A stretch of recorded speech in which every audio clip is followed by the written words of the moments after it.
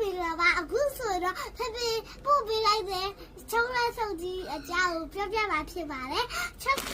ဖေဖေကဘေဘီကပါတင်မောက်ဆောင်နေတော့ချက်လက်ဆုံကြီးကိုဝယ်ပြီးပို့ပေးလိုက်တာဖြစ်ပါတယ်ဒီချက်လက်ဆုံကြီးက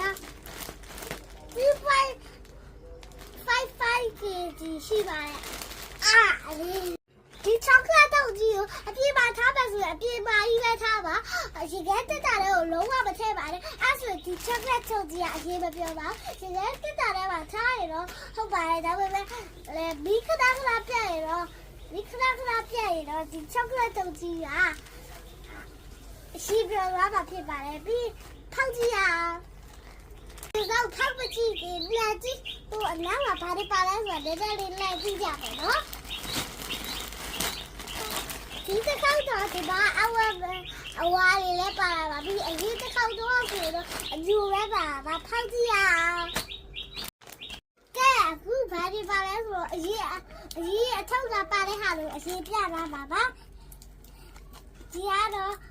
twist ပါဒီမှာတော့အယူပါဒါတော့ Yossi ပါဒီကတော့ KitKat ပါ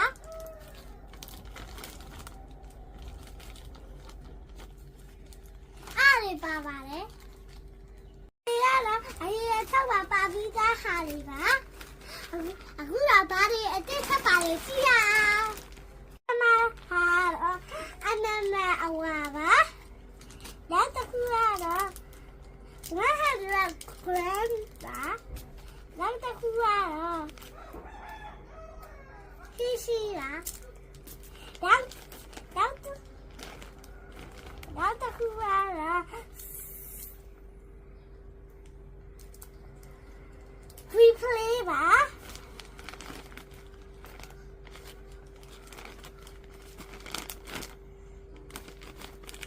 အဲ့ဒီအတစ်ပါပါအခုစားတွေကတော့ဟိုပါအထဲထဲမှာပဲလေးတွေပါပါတယ်